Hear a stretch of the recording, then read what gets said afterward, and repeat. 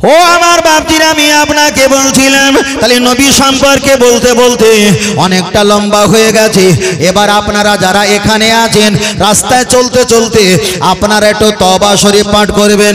আস্তাগফিরুল্লাহ রাব্বি মিন কুল্লি যামবি ওয়া আতুবু ইলাইহি লা হাওলা ওয়ালা কুওয়াতা ইল্লা বিল্লাহ। আপনি সারা দিনে অন্তত 100 বার 50 বার তওবা শরীফ পাঠ করবেন, তাহলে পাপের কাছ থেকে আপনি দূরে থাকতে পারবেন। আল্লাহ আপনার প্রতি রহমত দান করুন।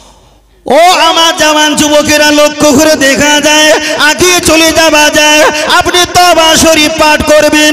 আর হাদিসটা মিশকাত শরীফে এসেছে, ইমাম মিশকাত রাহমাতুল্লাহ আলাইহি তিনি বর্ণনা করেছেন, তোমরা সুবহানাল্লাহ সুবহানাল্লাহ পাঠ করবে।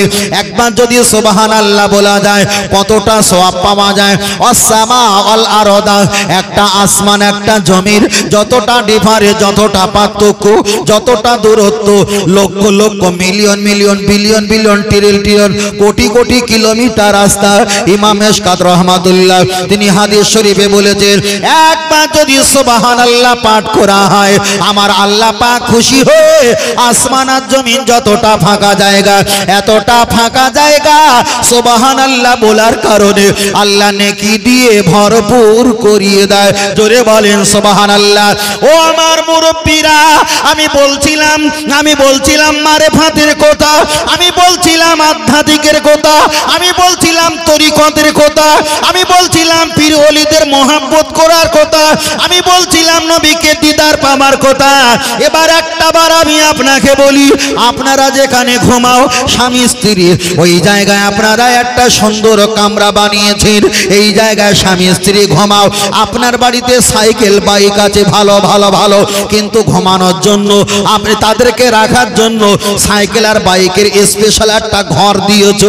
আপনার বাড়িতে ছাগল মুরগি হাঁস কিংবা গরু আছে, তাদেরকে সুন্দর বন্দোবস্ত রাখার জন্য আপনি একটা ঘর নির্মাণ করে দিয়েছো।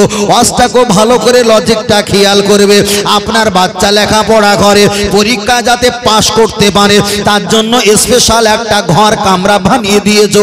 আপনার বাড়িতে ছাগল বকরির জন্য একটা কামরা বানিয়ে দিয়েছো, সাইকেল বাইক রাখার জন্য একটা কামরা বানিয়ে দিয়েছো, কাঠকুটো কোনো ভিজে যাবার ভয়তে সুন্দর একটা কামরা বানিয়ে দিয়েছো। তবে আল্লাহর বান্দা হিসাব করে দেখে দিয়েছো। আগের কোরআনের আয়াতটা আর একবার বলি, মান আরাফা নাফসাহু ফাকাদ আরাফা রাব্বাহু। আল্লাহর কোরআন বললেন, কোন ব্যক্তি যদি নিজেকে নিজে নিয়ে চিন্তা করে, ওই ব্যক্তি আমি আল্লাহ আমাকে চিনে নেয় আর দেরি হয় না। তাহলে সমাজে আপনার ছেলের জন্য লেখাপড়ার কামরা বানিয়েছো, কাঠ রাখার জন্য ছাগল বকরি দুম্বা মহিষ এইগুলো রাখার জন্য আপনি কামরা বানিয়েছো, সাইকেল ঘড়ি সাইকেল কিংবা বাইক রাখার জন্য আপনি কামরা বানিয়েছো। তবে চাচাজি তোমার এত বড় সময় সম্পত্তি আছে, তুমি কোনো একটা কামরা বানিয়েছো। আমি এশার নামাজ পড়লে মসজিদের মুয়াজ্জিন দেরি করলে মুয়াজ্জিন সমালোচনা করে, আমি বেশিক্ষণ মসজিদে নামাজ পড়ে সময় দিতে পারি না, জোহরে নামাজ পড়ে আবার খেতে আসতে হয় সময় দিতে পারি না, মাগরিবের নামাজ পড়ে বাজারে যেতে হয় সময় দিতে পারি না। চাচাজি আমি নাজাতের জন্য বলছি, বড় ভাই আমি নিজে নিজে নাজাত পাবেন সেই কথাটা বলছি। আপনার এতগুলো কামরা আছে, ওই কামরার ভিতরে পাশে একটা কামরা বানাও। আপনি রাতে দিনে যখন সময় পাবেন ওই জায়গায় নামাজ পড়বেন, ওই জায়গায় নামাজের মুসাল্লা, ওই জায়গায় টুপি, ওই জায়গায় তসবিহ, ওই জায়গায় কিছু শুকনো খাবার, ওই জায়গায় পানি, ওই জায়গায় সামানপত্র রেখে দাও। বিবির সঙ্গে সময়টা দিয়ে দাও, প্রতিবেশীর সঙ্গে সময়টা দাও, বাড়ি পরিবারের সঙ্গে সময়টা দাও, মার্কেটিং ব্যবসা বাণিজ্য সময় দাও। তবে তুমি যখন মসজিদে সময় পাবে মসজিদের সময় দাও, তুমি যখন বাড়িতে 2 ঘন্টা সময় পাবে তোমার ওই নির্জলা এলাকা, নির্জলা একেবারে নিস্তব্ধ কামরা, ওই কামরা ঢুকে গিয়ে তুমি 5 ওয়াক্ত নামাজের ভিতরে একটা ওয়াক্ত নামাজটা আদায় করে দিয়ে ওই জায়গা তসবিহ পাঠ করে ইয়া রাফি ইয়া দাইহি আল্লাহ দরবারে হাত তুলে কাঁদো। তোমার চোখ থেকে হয়তো কান্না আসবে না, দুনিয়াতে অনেক পাপ করেছি, চোখ থেকে আমার পানি জারি না হতে পারে, তুমি একটা বার মুখ বেঁকাও, কান্নার ভান করো, আল্লাহ আল্লাহর কোরআন জানিয়ে দিয়েছে সুম্মাস্তাগফিরনি গফারতু লাকা ওয়ালা উমালি। বান্দা তুমি গুনাহগার, আমার কাছে দোয়া চাইবে, চোখের পলক মালার পূর্বে আমি মাফ করে দেব। আমার এই গুনার কথাটা দুনিয়ার কোনো ইমামকে বলতে পারবো না, দুনিয়ার কোনো বক্তাকে বলতে পারবো না। জীবনে যা গুনাহ করেছিলাম সব কোটা স্মরণ করে করে আমি আল্লাহর কাছে বলবো, আল্লাহ সব জানে। আর গুনার কথা যখন বারবার স্মরণ করব আমার অন্তরটা খুলে যাবে, কান্নাটা বাইর হয়ে যাবে। আল্লাহর কাছে বলবো, আল্লাহ দুনিয়ার মানুষ মানুষের কাছে কিছু চাইতে গেলে একটা হাত লম্বা করে দেয়, তাকে ফকির সাইল ভিক্ষুক কাঙাল বলা হয়। আল্লাহ দেখো আপনার দরবারে একটা নয় দুটো করে হাত তুলেছি, আল্লাহ আপনি আমার গুনাহকে মাফ করে দাও। ওই কামরায় বসে বসে আল্লাহর কাছে কাঁদো। আপনার বৌমা ডিস্টার্ব করবে না, আপনার নাতি পোতা ডিস্টার্ব করবে না, আপনার বাড়ি পরিবার কেউ ডিস্টার্ব করবে না। তাহলে একদিকে নিজের জন্য ভেবেছি, অপরদিকে পরিবারের জন্য ভেবেছি।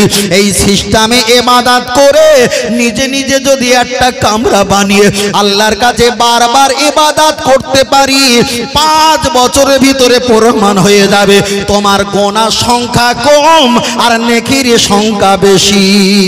জোরে বলেন, আর একটু জোরে হবে না? হবে না? হবে না? হবে তো? এই ফের বলছি আল্লাহ শপথ করে এই সিস্টেমে ইবাদত করলে আল্লাহ শপথে একবার দুইবার তিনবার করে বলছি 2 বছরের পরে আপনি নিজেই অন্তর থেকে বিশ্বাস করে বলবেন আমার গুনাহ সংখ্যা কম নাকি সংখ্যা। আর এই যেভাবে আমরা চলছি এইভাবে যদি আমরা 50টা বছর চলি বুক ঠুকে বলতে পারবো না যে আমার গুনাহ সংখ্যা কম আর নাকি সংখ্যা বেশি। নাকি বলছি? আমি বলছি ভাই সম্পূর্ণ অন্য অ্যাঙ্গেলে, দুনিয়াবি কোনো সিস্টেমের সঙ্গে আমি বলছি না। আমি তরিকত মারেফাত আধ্যাত্মিক পীর জগতের লেভেলটা আমি আপনার কাছে একটু ওপেন করতে চাইছি। এই সিস্টেমে ইবাদত করে। শীতের সময় শ্বশুর আব্বা নামাজ পড়ছে, বারান্দার কাছে বৌমা এসে বলছে আব্বাজি নামাজ পড়ছেন? হ্যাঁ মা নামাজ পড়ছি। আব্বাজি নামাজ পড়েন, ভাত খুলি? খুলো। আব্বাজি নামাজ পড়ছে, বৌমা ভাত খুলেছে। নামাজ পড়তে সময় লাগে না ভাত খুলতে সময় লাগে? নামাজ পড়তে সময় লাগবে। বৌমা ভাত খুলেছে, আমি যদি দেরি করে নামাজ পড়ি আমার বড় ছেলে ঘুমিয়ে পড়েছে, বৌমাও কামরা যাবে, কতক্ষণ বা দাঁড়িয়ে থাকবে, তাহলে আমার নামাজটা ছোট করতে হবে। তাহলে 1 হাত সেলাই করতে গিয়ে 5 হাত ছিঁড়ে যাচ্ছে কার? আমার যাচ্ছে না বৌমা যাচ্ছে? আমার যাচ্ছে। এইরকম তো 40 বছর কাটিয়েছি, এখন লাভটা কি হচ্ছে? মশলার কিতাব এসেছে আগে পায়খানা যদি লাগে পায়খানা করে নাও, তারপরে ইবাদতে দাঁড়িয়ে যাও।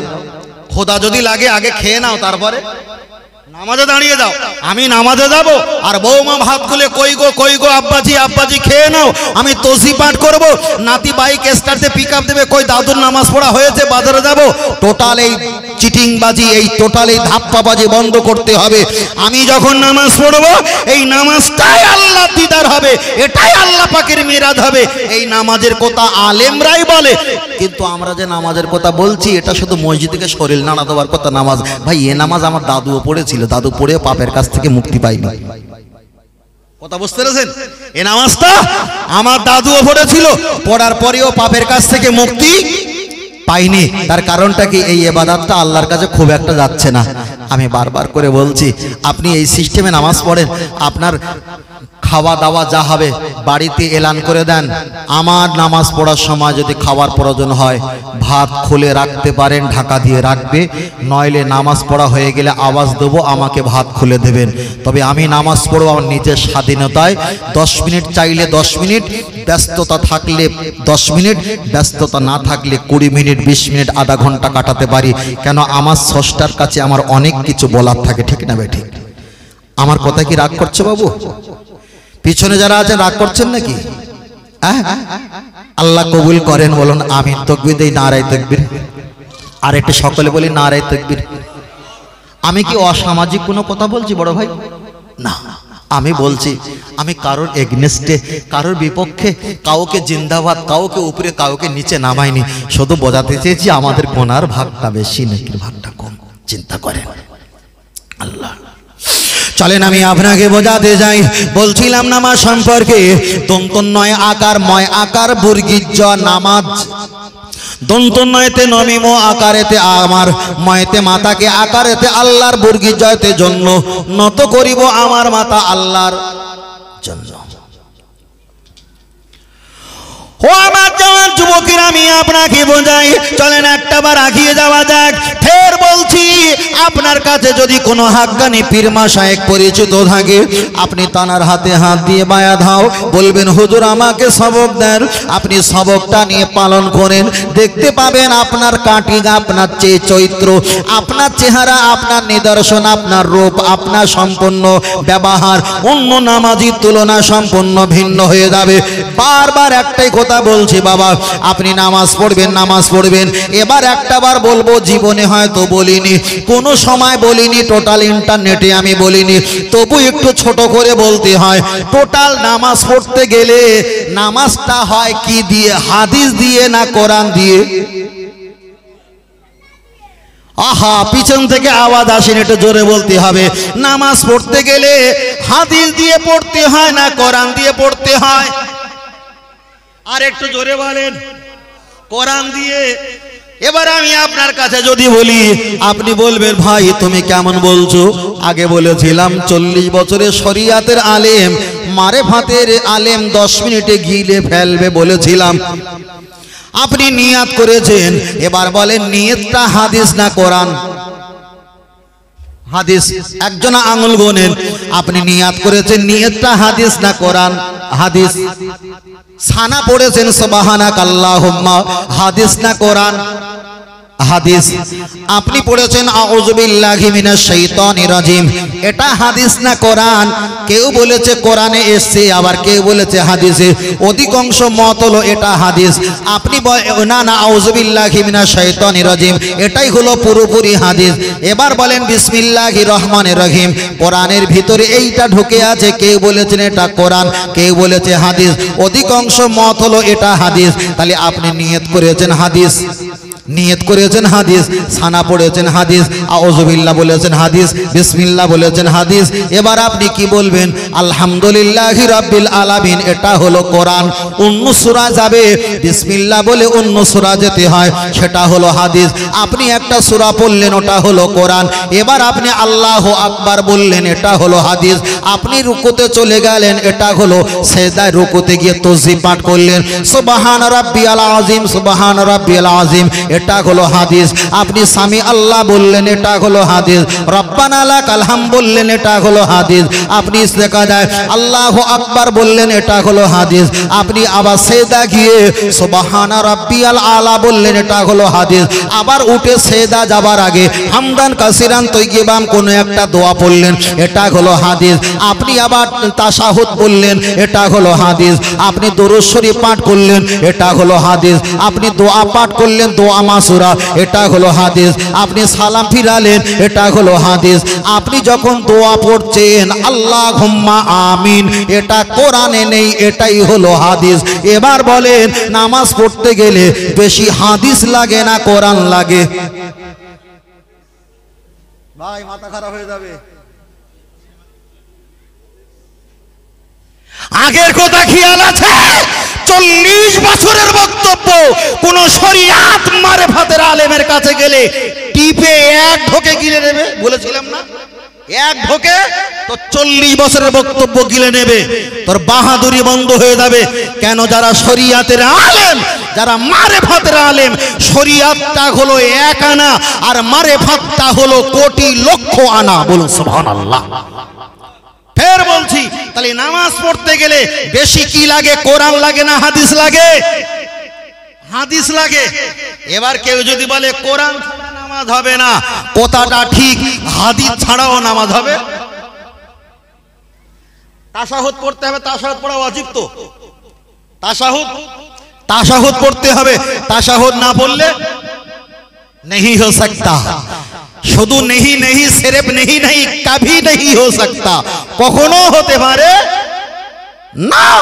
ফের এবার বলছি, তাহলে নামাজে 1 আনা কোরআনের আয়াত আর হলো মানে 2 আনা কোরআনের আয়াত আর বাদ বাকি 8 আনা হলো হাদিসের। তাহলে এখানে প্রমাণ হয়ে গেল নামাজ পড়তে গেলে কোরআনের অপেক্ষায় হাদিসের ব্যবহার বেশি। এবার বলছি, ওয়াজ মাহফিলে যদি নামাজ সবচাইতে বড় ইবাদত হয়, আফদালুল ইবাদাত ইবাদাতি সালাত, তাহলে নামাজ যদি কোরআনের চাইতে হাদিসের বেশি যদি তেলাওয়াত হয়, এবার ওয়াজে হাদিস বেশি তেলাওয়াত করা ভালো না কোরআন বেশি তেলাওয়াত করা ভালো?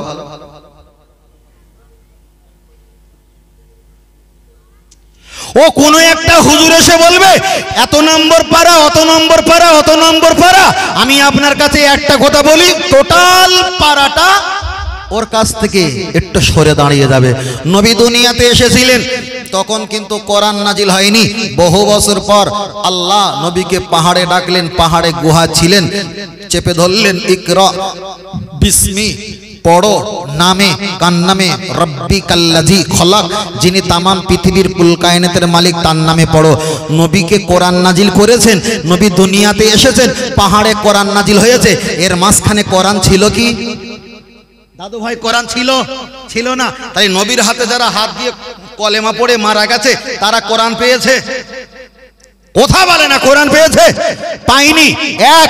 দ্বিতীয় নাম্বার, নবী দুনিয়াতে এসেছে, আর সিদরাতুল মুনতাহা আরশে আজিমে গেছে, আল্লাহ নবীকে সালাম দিয়েছে, নবী আল্লাহকে কাছে ইবাদত গুণ সবকিছু আল্লাহর কাছে সুপর্দ করে দিয়েছে।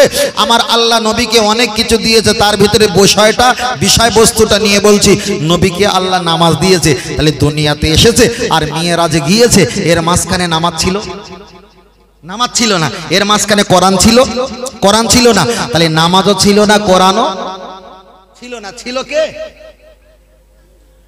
ছিল কে? নবী। তাহলে বলে, যদি কোরআন যদি নাজাতের ওসিলা হয়, কোরআন যদি তোমার নাজাত দেয়, তাহলে যারা নবীর হাতে কলেমা পড়েছিল তারা কোরআনও পায়নি, তারা নামাজও পায়নি, পেয়েছে নবী। তাহলে কোরআন আমাদের নাজাত নয়, নাজাত যদি দিতে হয় মুহাম্মাদুর রাসূলুল্লাহ। জোরে বলে সুবহানাল্লাহ। আর একটু জোরে হবে না? আর একটু জোরে হবে না? তাহলে যারা কোরআনের কথা বলছে, আমি অস্বীকার করছি না, ভালো ভালো, কিন্তু কোরআনের আগে নবী তো যখন এসেছিলেন, নবী তো কোরআনের কথা বলিনি। তখন কি বলেছিল? মান ক্বালা লা ইলাহা ইল্লাল্লাহ, কথা বলে না, মান ক্বালা লা ইলাহা ইল্লাল্লাহ ফাদাখালাল জান্নাহ। তোমরা কলেমা পড়ো আল্লাহকে আর আমি নবী, আনা মুহাম্মদ রাসূলুল্লাহ সাল্লাল্লাহু আলাইহি ওয়াসাল্লাম, আমি যে আল্লাহর নবী, তোমরা বিশ্বাস করো, তোমরা কি পাবে? আল্লাহ দয়ার জান্নাত পাবে। তাহলে নবী প্রথমে কি প্রচার করেছে? হাদিসের ব্যাখ্যা দিয়ে বলেছে। তখন কোরআনের ওই কোন ব্যাখ্যা আয়াত নবীর প্রতি অবতীর্ণ হয়নি। তাহলে এখানে পৃথিবীতে আল্লাহ প্রথম চিনিয়েছে কাকে? নবীকে চিনিয়েছে, ঠিক না বেঠিক? তারপরে নামাজকে চিনিয়েছে, তারপরে আল্লাহ কোরআন নিয়েছে, কোরআনকে চিনিয়েছে। তাহলে প্রথমে চিনিয়েছে কাকে? নবীকে। আর কেউ যদি নামাজ ধরে আর কেউ যদি কোরআন ধরে আর নবীকে যদি ছেড়ে দেয়, তাহলে নামাজ আর কোরআনকে নাজাত দেয় বলে বিশ্বাস হয়? বিশ্বাস হয় না। তাই আমাদের সমাজে কিছু কিছু আমরা বলে থাকে, এত নম্বর পারা, অত নম্বর পারা। ভাই, একটা সপ্তাহ বসে পারা পৃষ্ঠা ঠিক করা যায় 10টা, পরের সপ্তাহে 10টা, পরের সপ্তাহে 10টা, 4 সপ্তাহ মিলে হলো 4 সপ্তাহ মিলে হলো 1 মাস, মানে 40টা, 4 10কে 40টা। তাহলে 2 মাস পড়লে 80টা পারা নাম্বার, পৃষ্ঠা নাম্বার মুখস্থ হয়ে যায়। এগুলো হলো কবিতার মতো, শুধু বলবে এত নম্বর পারা, অত নম্বর পারা, পারা নাম্বার 12, খুলে দেখে নিতে পারো। এটা হলো মুখস্থ বিদ্যে। কিন্তু আমি যেটা বলছি এটা হলো ডাইরেক্ট, এটা হলো ডাইরেক্ট। তখন বলবে আমার হুজুর কোরআন দিয়ে ওয়াজ করেছে, আমার হুজুর কোরআনের বাইরে একটাও কথা বলি নি। তোমার হুজুর ভ্যালিগুড়ের পানি দিয়েছে, রোগও মরলো না, রোগীও সারলো না, সারা জীবন ঝাঁপ তুললো আর বললো। বুঝলেন না? আমি বারবার বলছি, এখানে যদি বসে আমি নামাজের কথা বলি, কেউ আমাকে গালি দেবে না। আমি যদি হজের কথা বলি, কেউ আমাকে গালি দেবে না। আমি যাকাতের কথা বলি, কেউ আমাকে গালি দেবে না। ফিতরার কথা বলি, কেউ আমাকে গালি দেবে না। মসজিদ মাদ্রাসার কথা বলি, কেউ আমাকে গালি দেবে। যেই বলবো মুহাম্মদ সাল্লাল্লাহু আলাইহি ওয়াসাল্লামকে বেশি ভালোবাসতে হবে, তখন বললো ও হলো বাতিল ফরকা, ও হলো ওহাবি মত, ও হলো মাজার পূজারি, ও হলো পিতরিকতে ধন্য ধরা ব্যক্তি। হাজার রকমের অহবাদ দেবে না, দেবে না। তাহলে নামাজ, রোজা, হজ, যাকাতের কথা বলেছি, একটাবার খালি গালাগালি শুনতে হয়নি। যেই নবীর কথা বলেছি তখন একটু অহমান শুনতে হবে তো। মোহাম্মদ রাস্তা দিয়ে হেঁটে যাচ্ছিল আর হেঁটে যাবার সময় একজন বলছে, ওই যে দেখতে পাচ্ছ মা হাজা, ওটা কে? বলছে ওটা হলো মোহাম্মদ। বললো মোহাম্মদ কে? তখন বলছে, বাবা তুমি জানো না মোহাম্মদ আমাদের পাশের এলাকার ছেলে, খুব ভালো ছেলে, খুব ভালো ছেলে, ওর বাপও খুব ভালো, ওর মাও খুব ভালো, ওর বংশটা ভালো। ঠিক 21 দিন হয়ে গেছে, নবী আবার ওই রাস্তা দিয়ে যাচ্ছে, গিয়ে বলছে, আনা মোহাম্মদ রসুল্লাহ, তোমরা আল্লাহকে বিশ্বাস করো আর আমি নবী, যে আল্লাহর নবী, পাঠানো নবী, আমাকে নবী বলে বিশ্বাস করো। যে জবানে বলেছিল মোহাম্মদ কত ভালো ছেলে, কত ভালো, ওর বাপ ভালো মা ভালো, সেই জবানে বলছে, বলে রক্ত খারাপ, ওর বাপ খারাপ, ওর মাও খারাপ। কিন্তু এর আগে যখন চুপ করেছিল তখন সব ভালো, আর যেই বলেছে আমি নবী মোহাম্মদ আমাকে মানো, তখন সব খারাপ হয়ে গেছে। তাই আমাদের জলসা মাহফিলে কমেন্টে যারা একটু লেখালেখি করে গালাগালি দেয়, ওদের কাছে সব ভালো, যেই নবী নিয়ে কথা বলেছি তখন ওদের গা জ্বালা জ্বালা করে। তাহলে এজিদ আর ওই ব্যক্তির পার্থক্য আছে বলে মনে হয়? ফের বলছি, পৃথিবীতে ইসলাম থাকবে কিন্তু ঈমান থাকবে না। তুমি যেভাবে ইবাদত করছো, তুমি যেভাবে ইবাদত চালিয়ে যাচ্ছ, আমি অনেক বড় ক্যালকুলেটর হিসাব করে দিতে পারি তোমার ইবাদত কতদূর যাচ্ছে আল্লাহ ভালো জানে। বুঝেন না? এটা তাকবীর, নারে তাকবীর, আর এটা তাকবীর, নারে তাকবীর। ভাই এসছে তো, বুঝলো? ভাই এসছে তো, বাহ মাশাআল্লাহ, আল্লাহ কবুল করেন, বলুন আল্লাহুম্মা আমিন। জি, আর খানিকটা নাজ করতে হবে, আর একটু সময় আছে তো, একটু আছে, অসুবিধা হচ্ছে না তো বাবা? মাশাআল্লাহ। আল্লাহ আপনি আমাদের বলা, আমাদের শোনা, এর ভিতরে আমলিয়াতের জিন্দেগি দেন, বলেন আল্লাহুম্মা আমিন। চলেন আমি আপনাকে বলছিলাম, বলতে বলতে অনেকটা বিষয় বলে ফেলেছি, চলেন আপনার কাছে এবার আর একটা বলে থাকি।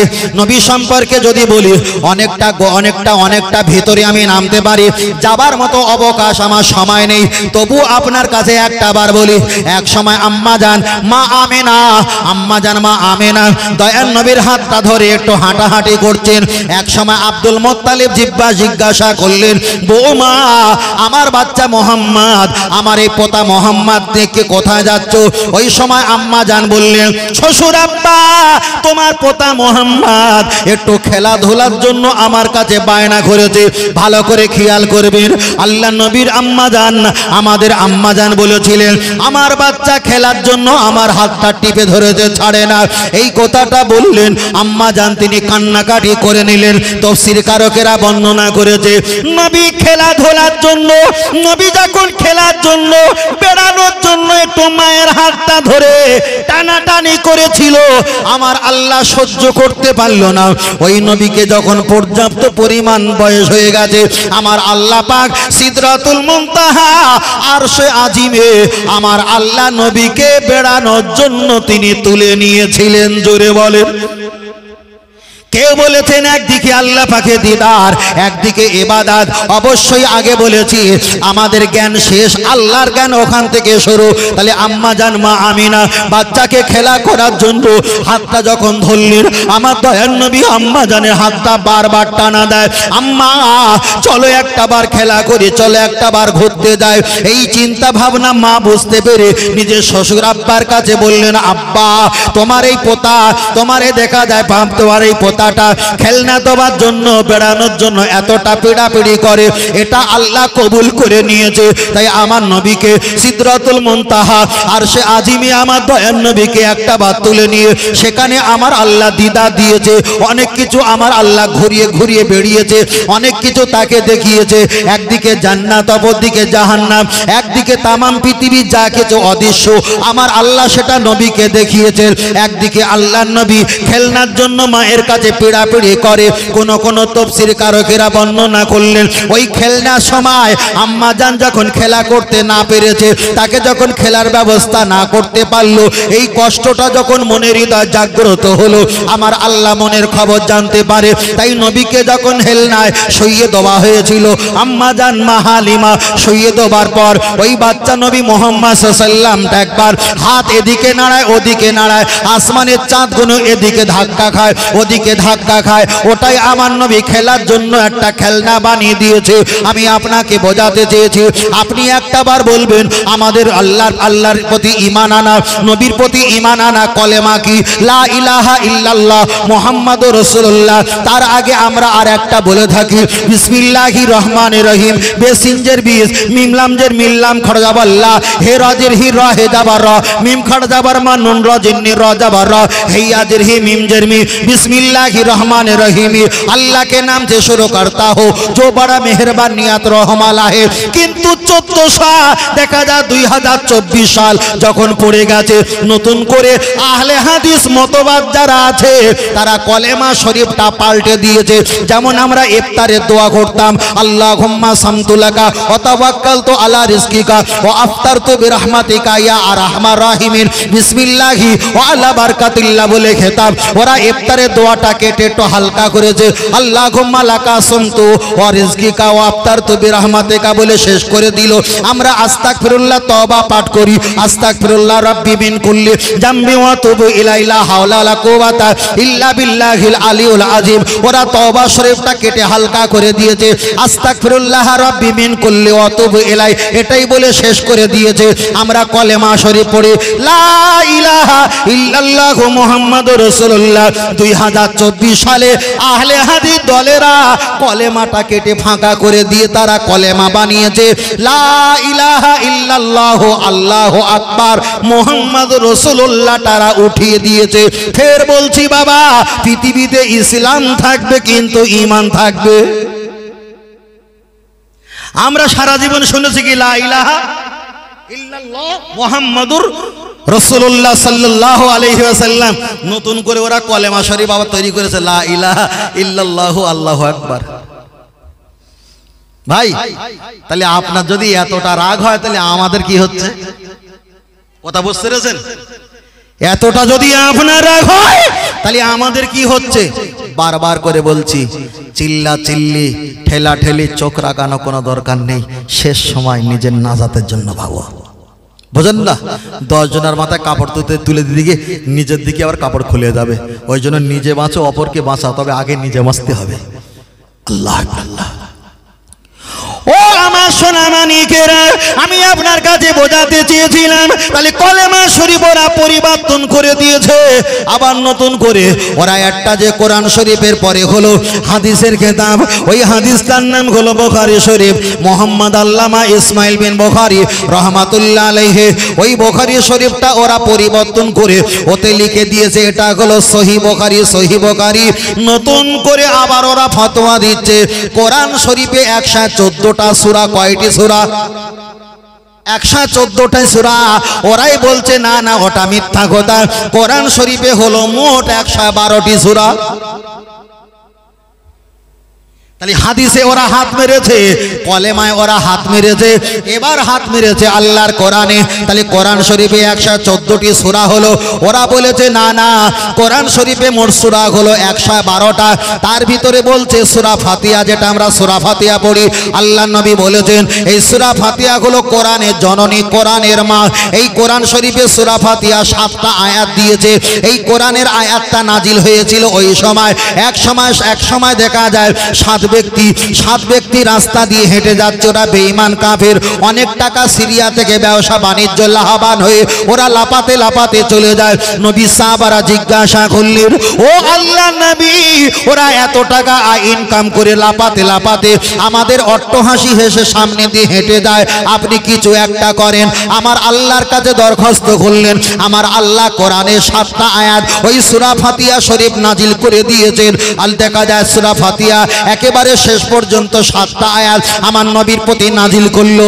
আল্লাহ নবীকে বললেন ইয়া রাসূলুল্লাহ, আপনি যদি এই সূরা ফাতিহাটা পড়েন, এটা হলো 7 আয়াত, এই সূরা ফাতিহাটা পড়লে আমার আল্লাহ মনস্কামনা পূরণ করে দেবে। তাহলে যে নবীর প্রতি আল্লাহর কোরআন নাজিল হয়েছে, যে সূরা ফাতিহা কোরআন নাজিল হয়েছে, নবী আমার জানিয়েছে। আল্লাহ নবী হাদিস শরীফে বললেন লা সালাতা ইল্লা বি ফাতিহাতিল কিতাব আও কামা ক্বালা আলাইহিস সালাম। সূরা ফাতিহা ছাড়া নামাজ হবে না, তবে ওটা একা একা নামাজ পড়তে গেলে আপনাকে সূরা ফাতিহা পড়তে হবে, ওটা ইমামের পিছনে আপনাকে সূরা পড়তে হবে না। ওই সূরা ফাতিহাটা আল্লাহর কোরআনের আয়াত। আহলে হাদিস মতবাদ যারা আছে তারা বলেছে 114টা সূরা নয়, তার ভিতরে 112টা সূরা। তবে সূরা ফাতিহা হলো এটা কোরআনের কোনো অংশ নয়। তাহলে আপনি মাথায় টুপি দেখতে পাবেন, মুখে দাড়ি দেখতে পাবেন, হুজুর দেখতে পাবেন, মুফতি সাহেব দেখতে পাবে, ওর ভিতরে একদম জালিয়াতি জালিয়াতি ভরপুর হয়ে গেছে। একটাই কারণ, ওরা শরিয়াত নিয়ে বেঁচে আছে। মারেফাত লাইনে না ঢুকে ওদের ঈমান আমল গুণ ভস্ম হয়েছে না হয়নি? আল্লাহ বারবার বলছি বাবা, এ কঠিন জিনিস, কঠিন জিনিস। তাহলে আমাদের এইরকম মুসিবত আরো সামনে আসছে। তাহলে হাদিসটাও নকল করেছে ওরা, কোরআন শরীফে হাত দিয়েছে, কলেমা শরীফেও হাত দিয়েছে, তওবা শরীফে হাত দিয়েছে, ইফতার খোলার দোয়া ওতেও হাত দিয়েছে। এবার নতুন করে আর একটা কি বলে জানেন? যারা বেনামাজি তাদের কাফের, ওদের সঙ্গে সালাম দেওয়া হারাম। আবার নতুন করে বলছে, কেউ যদি জিজ্ঞেস করে তুমি মুসলমান না হিন্দু, উনি বলবি আমরা আহলে হাদিস, আমরা মুসলমান না। আমার কাছে মোবাইল রয়েছে, আমি যে গল্প করছি ফকটিয়া গল্প, ভাই এ ফকটিয়া গল্প না, এখন মুখের কথা বলতে গেলে প্রমাণ দিতে হবে। কথা বুঝতে পেরেছেন? উনি বলছে মুসলমান পরিচয় নয়, আমাদের একটাই পরিচয়, আমরা হলাম আহলে হাদিস। কথা বোঝেন না? আমরা হলাম আহলে হাদিস, কিন্তু আমরা একটা পরিচয় দেই, আমরা হলাম ঈমানদার আর রেখে যাবার দলের আমরা সদস্য লেবার। সেটা হলো আল্লাহর ইবাদত, নবীর মহব্বত, কোরআন তেলাওয়াত, মা বাপের খেদমত, মাদার জিয়ারাত। একটাই দল জান্নাত, ওই দলটার নাম হলো আহলে সুন্নাত আল জামাত। জোরে বলে আর একটু শুষে পড়ে হবে না? সুবহানাল্লাহ। আর একটু জোরে হবে না? নারে তাকবীর। আল্লাহ